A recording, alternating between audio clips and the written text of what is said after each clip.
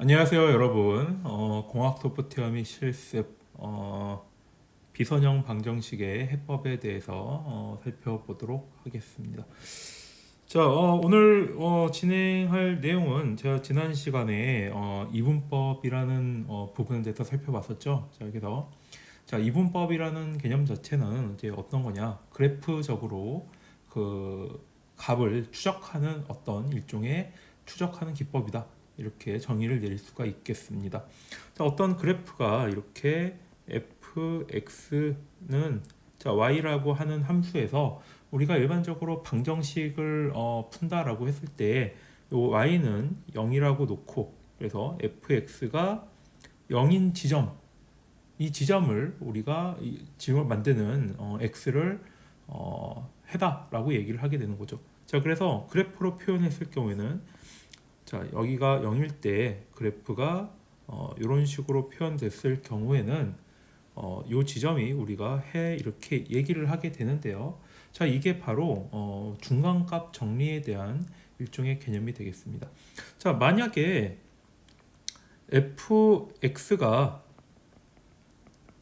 fx는 y인데 요 y가 요 이 지점을 지나는 선일 경우에는 어떻게 값을 구할 수가 있을까요? 자, 이 부분이 C라고 얘기를 했을 때 fx는 C. 자, 근데 fx를 C를 넘겨가지고 0으로 만드는 경우에는 여기서 본 것 같이 이 지점을 이렇게 선으로 긁었을 때 이 지점이 결국 우리가 찾는 해가 되겠죠.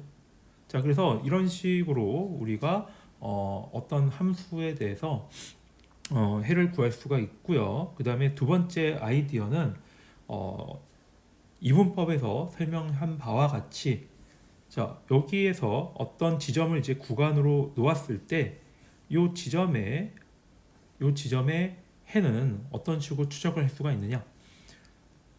자, 이 지점하고 이 지점의 함수값 f의 a 값, 그 다음에 f의 b의 값을 곱해가지고 만약에 이 두 개의 곱이 음수가 됐을 경우에는 이 두 구간 사이에 해가 있구나라고 짐작을 할 수가 있습니다.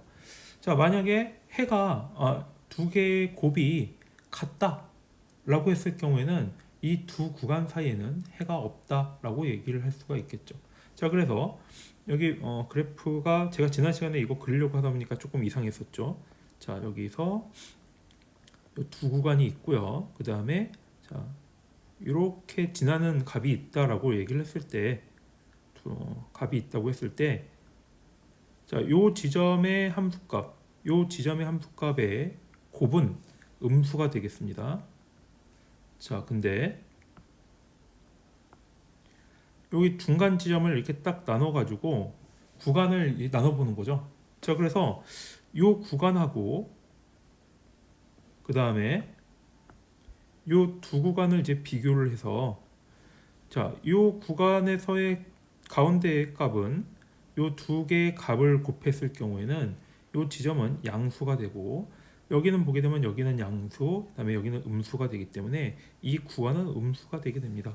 자, 그래서 우리가 최소한 구간을 절반으로 나눴을 때 요 구간이 해가 있는지 없는지는 우리가 가늠을 할 수가 있는 거겠죠.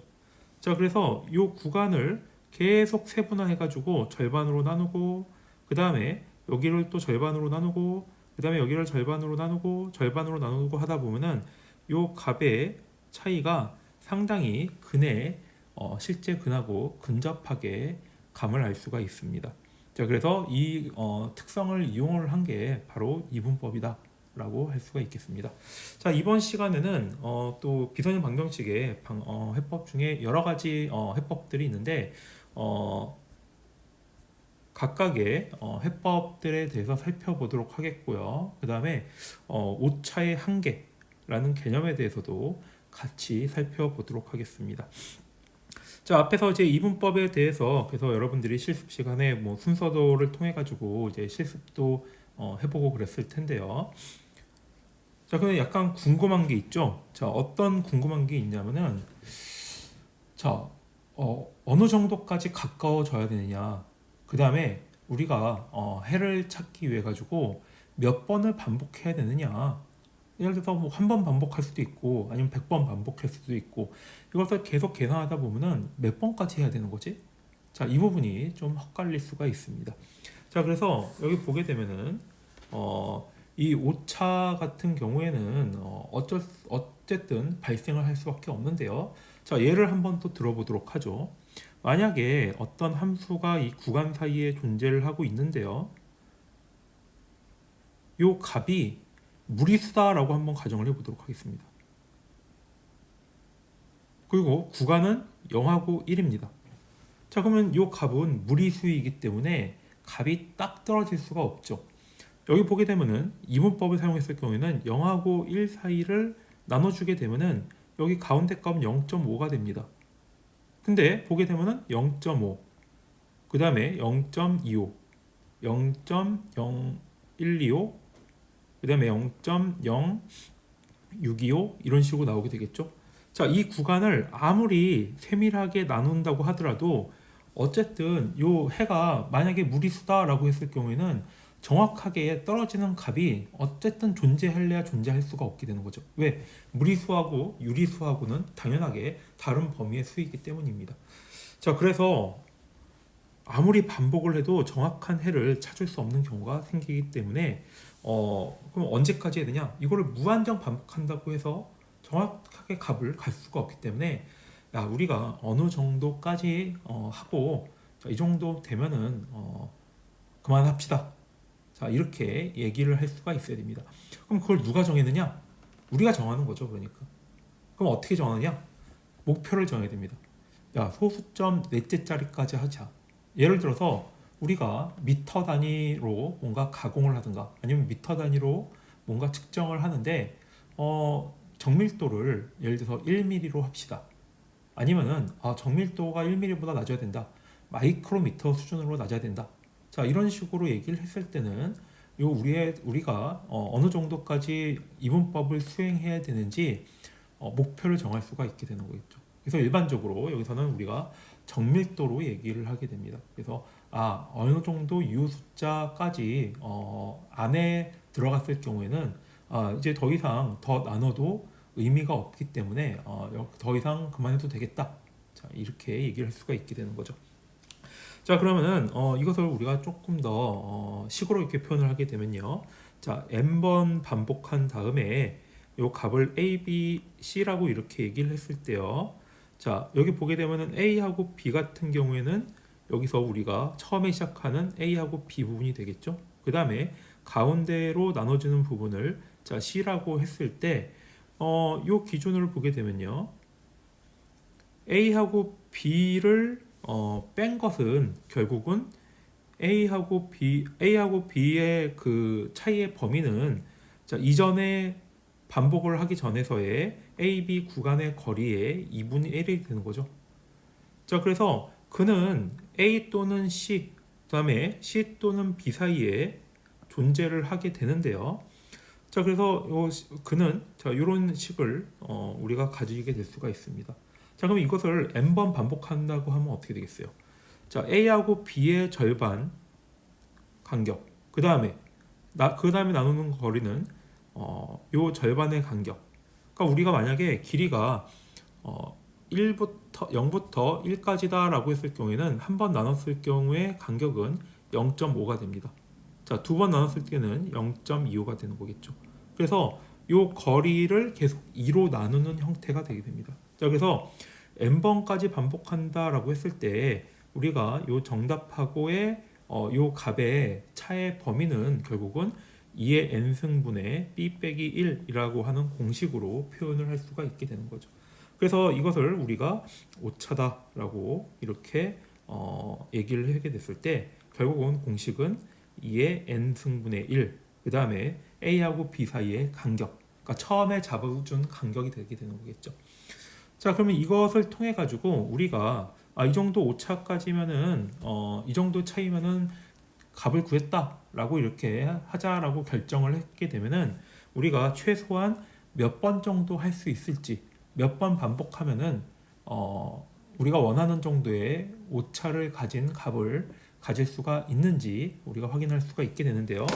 자, 이 공식을 우리가 각각을 로그를 취하게 되면요. 자, 2분의 로그 n에 로그 2분의 그 다음에 로그 에러분의 요 a, b 사이의 간격의 길이, 자, 이렇게 표현을 할 수가 있게 되겠습니다. 그래서 이걸 풀어주게 되면은 우리가 처음에 간격 얼마 a하고 b, 그 다음에 이 정도의 오차값, 우리가 허용할 수 있는 정밀도를 가진 오차값을 결정하게 되면은 요 n이라고 하는 값이 나오겠죠. 그래서 요 n 값을 하게 되면 이분법을 몇 번 수행하면은 충분한지 우리가 값을 알 수가 있게 됩니다. 자, 그러면은 이제는 이번에는 여러 가지 다른 그 해를 구하는 방법을 살펴보도록 하겠습니다.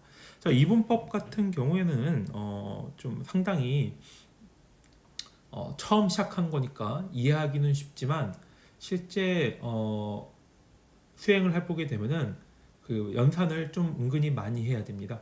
자, 그래서 속도를 조금 더 빠르게, 제가 얘기하는 이 속도라는 거는 연산을 조금 더 적게 하면서 값을 빠르게 찾아가는 방법, 이것을 의미하게 되는 거겠죠. 그래서 여러 가지 아이디어가 나왔는데요.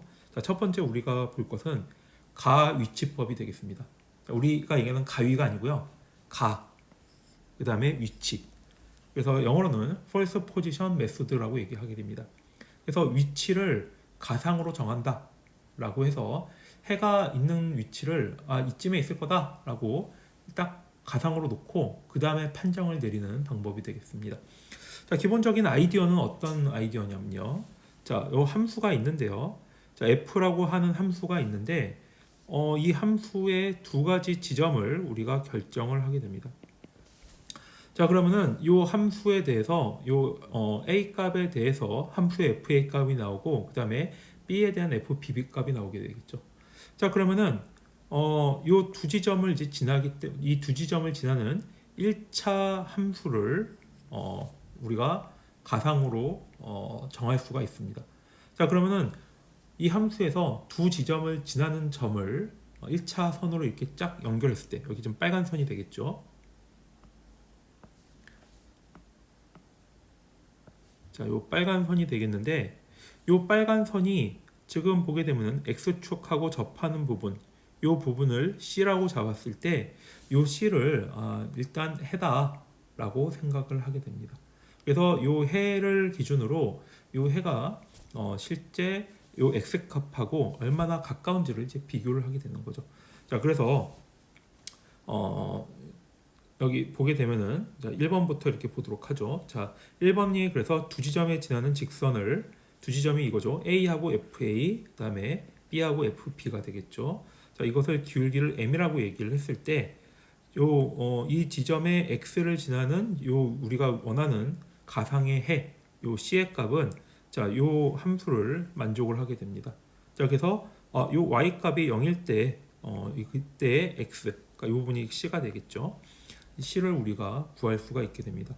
자, 그러면은 이 직선의 x 절편을 우리가 가이치 C라고 지정을 하게 되면은 요 어디 있죠? 있죠. 1차 함수의 식을 C로 이렇게 풀어주게 되면은 자, FB 빼기 FA분의 AFB 빼기 BFA라고 하는 식을 우리가 구할 수가 있습니다. 결국은 이게 Y는 MX 플러스 C의 X 절편이 되는 거겠죠. 자, 그러면 여기서부터는 우리가 앞에서 이분법을 했을 때 이 구간 사이에 해가 있는지 없는지 판별하는 거하고 동일한 방법을 취하게 됩니다. 자, 일단 여기를 지우고요. 자, 여기서 보시게 되면요. 자, 이 부분이 우리가 가상의 위치, 가상의 해를 잡았습니다. 자, 그래서 여기 A 구간하고 B 구간을, C 구간을 비교를 하게 됩니다. 자, 여기 보게 되면은 FA는 음수이죠. 그 다음에 요 C는 어떻게 됩니까? C 값에 해당되는 FC 값이 되죠. FC 값은 어떻게 되죠? 요 밑에 있으니까 음수하고 음수를 곱하면 양수가 되는 거죠. 자, 이 부분을 볼까요? 이 부분은 음수가 됩니다. 그 다음에 이 부분, 이 부분은 음수고, 그 다음에 fb는 양수가 되죠. 그리고 여기 실제 우리가 알고 싶은 x값은 이 지점에 위치하고 있습니다. 자, 이 두 값을 비교를 해서 비교하는 게 곱하는 거죠. 두 값을 곱했을 때 여기는 음수고 양수기 때문에 음수가 나오게 됩니다. 그러면은 요 C하고 B 사이에 해가 있다라고 우리가 판정을 내릴 수가 있게 되는 거겠죠. 자, 그래서 처음에 이런 식으로 요 구간을 범위를 A하고 C 구간, 그다음에 B하고 C 구간 사이에 B, C 구간 사이에 해가 있겠다라고 짐작을 할 수가 있고 이 범위를 줄여 나갈 수가 있게 되는 거겠죠. 자, 그래서 언제까지 하냐? 앞에서 우리가 이분법에서 했던 것처럼 우리가 어떤 유효 숫자를 정한 다음에 요 C 값하고 그 다음에 요 X에 해당되는 값하고 차이가 우리가 유효 숫자라고 결정한 범위 내에 위치하고 있을 경우에는 해가 된다 하고 그만합시다 이렇게 얘기를 할 수가 있게 됩니다. 자, 그 다음에 또 한 가지가 있는데요. 한 가지는 자, B하고 C 사이의 범위를 이렇게 오차로 결정할 수가 있고, 또 하나는 요 함수가 기울기에 따라 가지고 이렇게 아주 작게 함수에 따라 가지고 요 값이 변화가 y 값에 대한 변화가 아주 작을 경우에는 뭐 굳이 더 하실 필요가 없다 이렇게 결정할 수가 있습니다. 그래서 구간 오차, 이걸 구간 오차라고 얘기를 하고요. 그 다음에 위치에서의 함수값이 허용 오차를 만족했을 때 우리가 근으로 판정을 내리게 됩니다. 자, 그럼 가이치법 같은 경우에는 어떤 점에서 좋냐? 자, 이분법 같은 경우에는 무조건 구간이 2분의 1을 하기 때문에 이 구간이 넓어지면 넓어질수록 자르는 구간이 계속 일률적으로 바뀌게 됩니다. 자, 근데 가이치법 같은 경우에는 보게 되면은 여기 1차 함수를 구하고요. 그다음에 두 번째 같은 경우에는 이 지점하고 이 지점을 이렇게 선을 긋게 되죠. 자, 그러니까 이 직선의 기울기에 따라 가지고 이렇게 근이 이쪽 방향으로 싹 이동을 해서 x에 수렴을 하게 됩니다. 자, 이렇게 근의 위치가 이렇게 쫙 수렴을 하게 됩니다. 자, 그렇기 때문에 이분법보다는 조금 더 빠르게, 그러니까 연산을 더 적게 하면서 x값에 가까운 값을 구할 수가 있게 됩니다. 자, 그리고 또 특징이 요 1차 함수를 이용했기 때문에 원래 함수가 다항식으로 이루어져 있다라고 했을 경우에는 근의 정확도가 상당히 높게 됩니다. 자, 이 부분은 뉴턴 렉슨법에서도 이제 비슷한 설명이 되겠는데요. 결국은 요게 미분의 개념하고 비슷하게 되기 때문인데 이 부분은 나중에 한번 더 설명을 하도록 하겠습니다.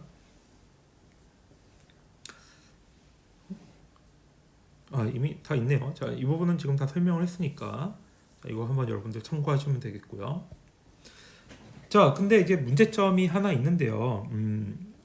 요 가이치법을 이용했을 경우에는 요 원래 함수의 특징에 따라 가지고 근이 한쪽 방향으로만 이렇게 진행하는 문제점이 발생을 하게 돼요. 무슨 얘기냐? 저희 그래프가 여기 x 여기가 원래 값인데 요 지점하고 요 지점을 이렇게 처음에 나눴는데 그러면은 요 구간을 따지다가 보게 되면은 요 선이 이렇게 가면서 느리게 가는 일이 발생하게 됩니다. 무슨 얘기냐? 그는 여기에 있는데 이걸 하다 보면은 어떤 경우에는 요게 이 선의 이동 속도가 느려지죠. 이동 속도가 느려진다는 얘기는 연산을 좀 더 많이 해야 된다. 그러니까 처음에는 지금 보게 되면요. 처음에는 A하고 B 구간에서 시작을 해가지고 B 구간에서 자 이렇게 확 이동을 했습니다. 근데 두 번째 이동했을 때는 처음에 이동한 것보다는 조금 더 작게 이동을 하고요. 그 다음에 이동할 때는 더 작게 이동하고 그 다음에 이동할 때는 더 작게 이동하고 자 계속 이동을 하다가 보면은 더 이상 요 근에 가깝게 가려면은 연산을 더 많이 해야 되는 일이 발생하게 됩니다. 자, 그래서 실제 이동은 거의 안 하는데 오차 범위 이내에 이렇게 연산되는데 실제 근하고 차이가 나는 일이 발생을 할 수가 있게 되는 거죠. 자, 이거는 원래 함수가 그렇게 생겨먹었기 때문에 발생하는 일이 되겠고요. 자, 그래서 이것을 해결하기 위해 가지고 어떤 아이디어를 냈냐면은, 자, 한쪽 방향으로 가는 게 아니고, 자, 여기서 갔더니 여기가 좀 멀다 하면은 아예 이쪽으로 확 이동을 해버리게 되는 거죠. 그 다음에 다시 이쪽으로 이동하고, 그래서 지그재그로 가가지고 한쪽 방향으로 수렴을 하도록 해서 수렴 속도를 조금 더 빠르게 한 아이디어가 바로 수정 가 위치법이 되겠습니다. 자, 이거 같은 경우에는 요 x에 대한 함수를 이제 만들 때 어떻게 만드냐면요. 자, 여기 오른쪽에 보게 되는 요 그래프와 같이, 자, 요 지점에 a 값하고 요 b 값이 있는데, a하고 그늘 요 반대편의 함수 x 쪽으로 나누는 게 아니고 요 함수의 절반이 되는 지점, 자, 이 지점을 가지고 이렇게 선을 긋게 됩니다.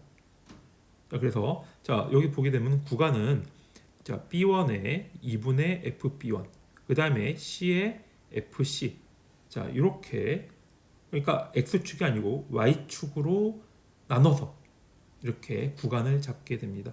자, 그래서 이 기준으로 잡게 되면은 실제적으로 한쪽 방향으로 가는 문제점이 해결되고, 그 다음에 지그재그로 이렇게 가는 형태의 근의 움직임을 우리가 관찰을 할 수가 있게 됩니다. 자, 이번에 설명할 내용은 고정점 반복법이 되겠습니다. 자, 고정점 반복법 같은 경우에는요, 이건 좀 약간 재밌는 이제 개념이 되겠는데요. 자, y는 x의 함수가 대칭인 특징을 이용한 해석법이 되겠습니다. 자, 앞부분에서 보게 되면요, 어디지? 자, 앞에서 우리가 그래프를 이용한 방정식의 해법에 대한 개념에 대해서 한번 배워봤죠. 자, 그래서 요 두 가지 선이 교차한 지점이 우리가 해가 된다라고 얘기를 하게 됐는데요. 이 두 가지 그 함수 중에 하나를 y는 x에 대한 형태의 그래프로 놓았을 경우에 어떤 일이 발생하는지 살펴보도록 하겠습니다. 자, 그래서 여기 보는 것처럼, 자, y하고 x라고 하는 어떤 이제 그래프가 있고, 그 다음에 y하고 x의 그래프가 있을 때, 요 y는 x에 대한 거는 좀 특이한 성질을 갖고 있죠. 어떤 특이한 성질이 있느냐?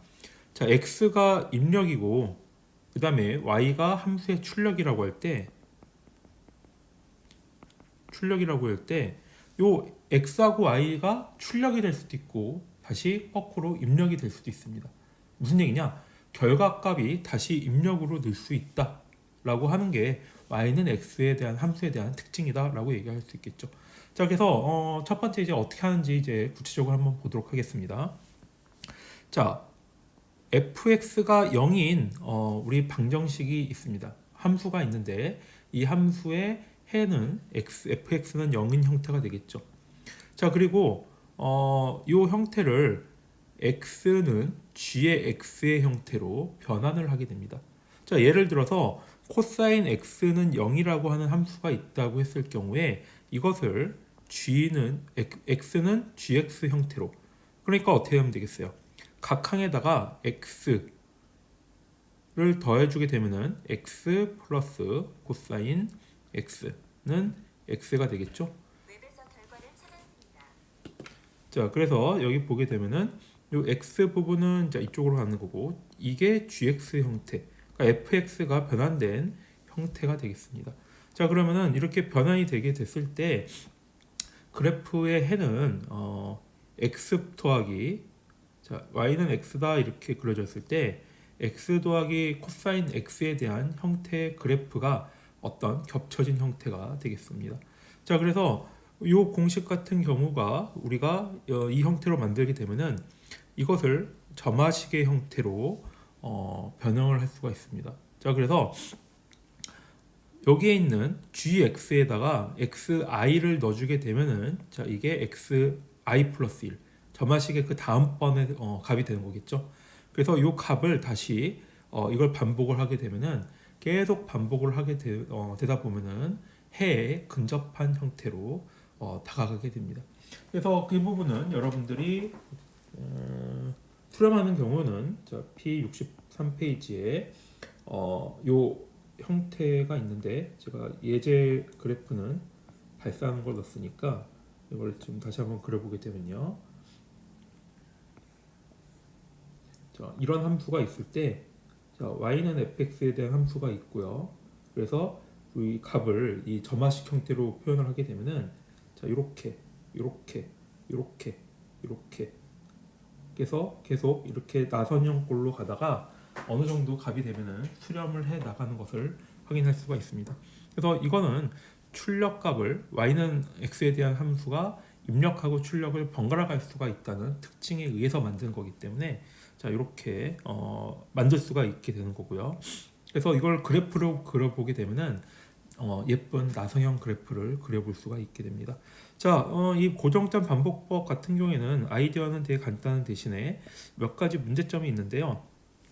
처음에 초기값을 잘 결정해서 잡아야 됩니다. 초기값 같은 경우가 지금 여기서 보게 되면은 자, 이 경우는 지금 2라는 값을 초기값으로 잡았습니다. 자, 2라는 값을 초기값으로 잡았을 때 여기서 시작을 해서 이 값이 계속 이렇게 0을 통해서 이렇게 수렴해 가는 걸 확인할 수가 있는데요. 이 초기값을 잘못 잡았을 경우에는 초기값 선정을 잘 못했을 경우에는 이 값이 수렴하는 게 아니고 오히려 값이 이렇게 발산을 해서 나가는 경우가 있습니다. 자, 그래서 그럴 경우에는 해를 찾을 수 없기 때문에 앞에서 뭐겠죠? 가이치법을 얘기했을 때와 같이 수렴하는 하는 범위의 초기값을 변경을 해가지고 다시 고정점 반복법을 수행을 해야 됩니다. 자, 그래서 근데 일반적으로 우리가 이 수렴하고 발산 조건을 대략적으로 알 수가 있는데요. 자, 이 gx 있죠? 자, 이 함수, 이 gx를 미분을 해가지고 절대값을 취했을 때, 이 미분했을 때 값의 범위가 1하고 같거나 작을 경우에는 자, 수렴을 하게 되는 특징을 갖고 있고요. 만약에 이 함수가 1보다 크다, 미분한 값의 범위가 1보다 크다 일 경우에는 발산을 해서 해를 찾을 수가 없는 경우가 발생을 하게 됩니다. 자, 그래서 여러분들이 고정점 반복법을 이제 체크를 하려고 할 때 먼저 해야 되는 부분은 이렇게 x는 g의 x 형태로 만드는 걸 첫 번째 해야 되고요. 그 다음에 두 번째 gx를 미분을 한 다음에 그 값의 범위가 1보다 작은지 그 다음에 1보다 큰지 자 이것을 따져봐야지 이 고정점 반복법을 사용을 할 수가 있게 됩니다. 자 다음에 이번에 설명할 내용은 뉴턴 랩슨법이라는 방법이 되겠습니다. 자 뉴턴 랩슨법이라는 거는 뉴턴이 미분법을 발견한 사람이죠. 그래서 미분을 이용한 방법이 되겠는데요. 자 함수의 미분의 접선을 이용을 해서 근을 찾는 방법이 되겠습니다. 자 이거는 그래프를 보면 쉽게 이해할 수가 있게 되겠는데요. 자 처음에 요 x0라고 하는 위치를 보도록 하겠습니다. 자 fx가 있고 x0를 지나는 접선이 있다 라고 했을 때 이렇게 빨간색으로 그어지게 되겠죠. 자 그러면은 요 접선에 의해서 1차 함수가 생기게 됩니다. 그래서 이 접선을 이용한 1차 함수가 x절편 요 x절편을 기준으로 해가지고 요 점을 이 지점으로 이동을 하게 되고요. x1에 해당되는 요 지점 있죠? 자, 요 지점의 fx를 한 번 더 접선을 긋게 됩니다. 자, 그럼 이 접선을 그었을 때 자, 이렇게 그어지게 되겠죠. 자, 그러면은 x2에 대한 지점이 되겠고요. 지금 보게 되면은 우리가 알고 싶은 근은 요 위치인데 x0에서 시작을 했는데 지금 한 두 번 하니까 아주 가깝게 근에 가깝게 가는 것을 확인할 수가 있죠. 자, 마찬가지로 이것을 계속 반복을 하다 보게 되면은 요 x0라고 하는 우리가 요 근의 값에 상당히 근접을 할 수가 있습니다. 자, 그래서 뉴턴 랩슨법은 미분의 성질을 이용했기 때문에 앞에서 우리가 봤던 가위치법, 그 다음에 이분법에 비해서 상당히 빠르게 그러니까 계산을 몇 번 적게 해도 근에 근접하게 가는 것을 확인을 할 수가 있게 되는데요. 자, 이 방법의 장점은 아까 얘기했던 대로 빠르게 할 수가 있다. 그 다음에 또 하나의 장점이 앞에서 가위치법이라든가 이분법 같은 경우에는 A하고 B 사이의 범위를 정해줬어야 됩니다. 그래서 만약에 A하고 B 사이에 근이 없다라고 했을 경우에는 그 범위에는 근이 없는 거예요. 그럼 다른 범위를 찾아야겠죠. 자, 그래서 근이 어딘지 모르는데 범위를 막 잡고 하는 것보다는 자, 뉴턴 레스폰 같은 경우에는 범위가 따로 없습니다. 시작점만이 있는 거죠. x0 기준으로 해가지고 요 지점을 기준으로 해가지고 요 어딨죠? 접선의 기울기를 이용해서 찾는 방법이기 때문에 구간을 따로 설정할 필요가 없습니다. 그래서 이렇게 추적을 해주는 방법이 있죠. 그래서 뉴턴 레스법 같은 경우는 몇 번 하게 되면은 상당히 그 근에 가까운 값을 구할 수가 있는데 단점이 있어요. 어떤 단점이 있느냐? 만약에 이 함수가 미분이 안 되는 함수면 어떻게 되죠? 자, 미분이 안 될 경우에는 뉴턴의 접선을 그을 수가 없기 때문에 뉴턴 레스법을 적용할 수가 없게 됩니다.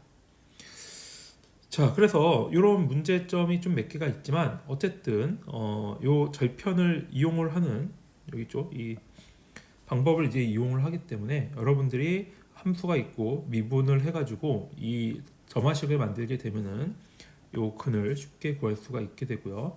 자, 근의 판별 같은 경우에는 xn-1, xn 이 두 개의 요 값의 구간이 우리가 충분히 오차 범위 이내다라고 가정을 했을 때 오차 범위 이내다라고 했을 경우 그 다음에 요 fx의 n의 값이 우리가 y 쪽에 허용되는 오차의 값이 충분히 0에 가깝다라고 했을 경우에는 근으로 이렇게 판별을 하게 됩니다.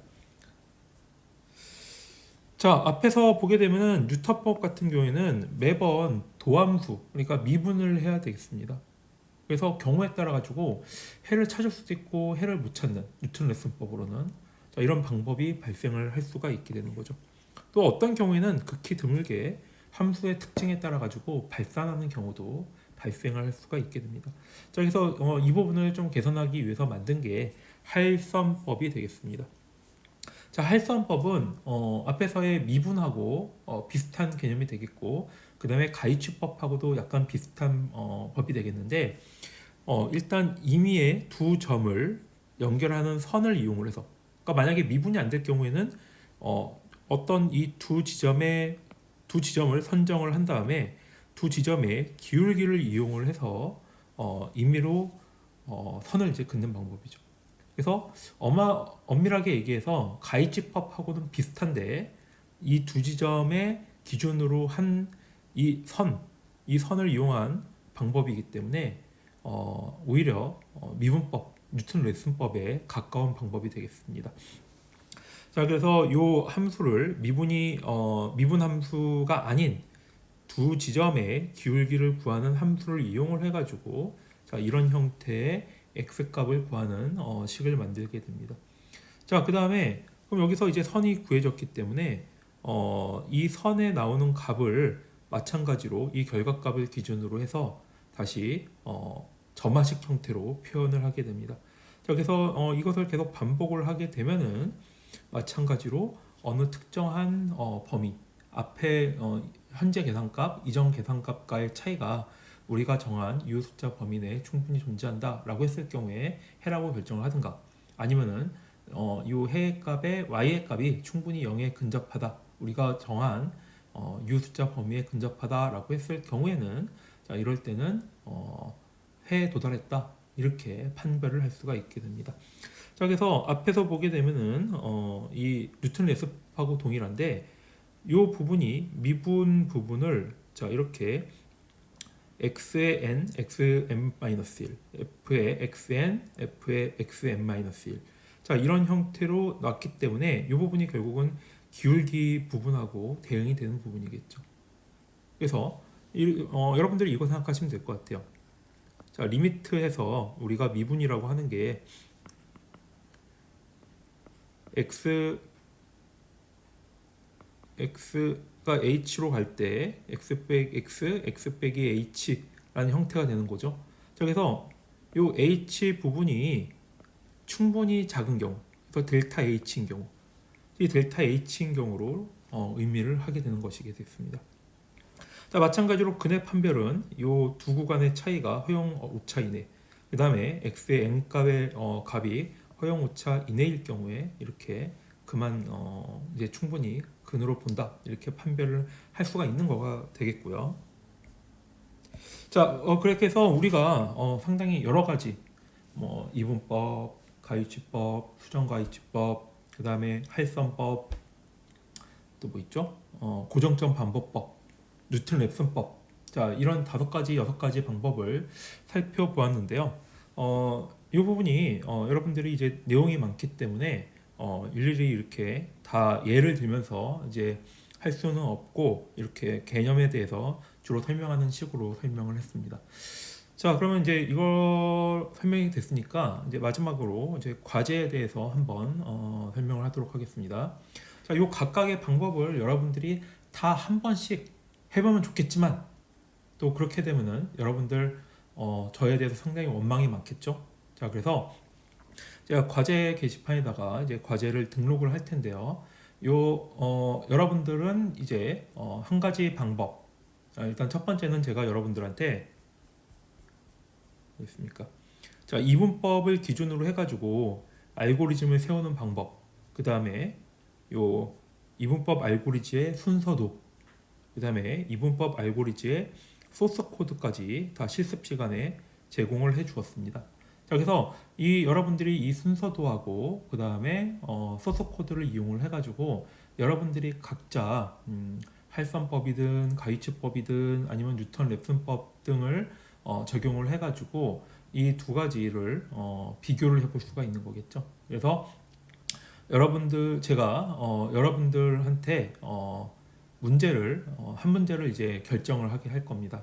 그래서 만약에 가이치법을 해라라고 하는 학생은 먼저 이분법에 대해서 한번 시도를 한번 해보고요.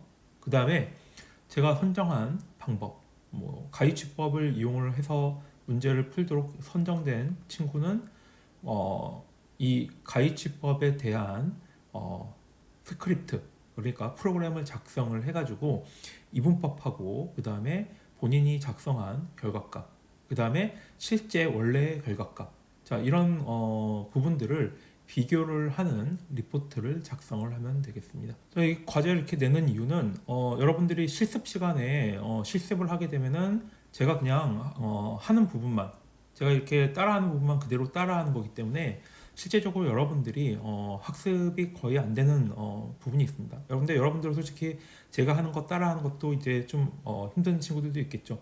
근데 어쨌든 자기가 직접 고민을 해서 프로그램을 작성을 해서 결과를 한번 비교해 봐야지 여러분들이 실력이 이제 늘는 부분이기 때문에 이렇게 제가 선정을 해가지고 진행을 하게 됐고요. 그래서 뭐 가이드 부분 같은 경우에는 제가 따로 자료 만들어 가지고 업로드를 할 테니까 그 가이드로 이제 진행을 하시면 되겠고요. 제출 기간 같은 경우는 이거는 일종의 뭐 리포트 연구 과제이기 때문에 뭐 급하게는 안 하고 중간고사 이후에 제출하는 걸로 하도록 하겠습니다. 그래서 아마 중간고사 다음 주까지 제출하면 되도록 제가 진행을 하도록 할게요. 자, 그러면 수업은 이걸로 마치도록 하겠고요. 과제에 대해서 추가적으로 질문 있는 친구들은 언제라도 질문하면 되겠습니다. 자, 그럼 다음 진도 나가도록 하겠습니다.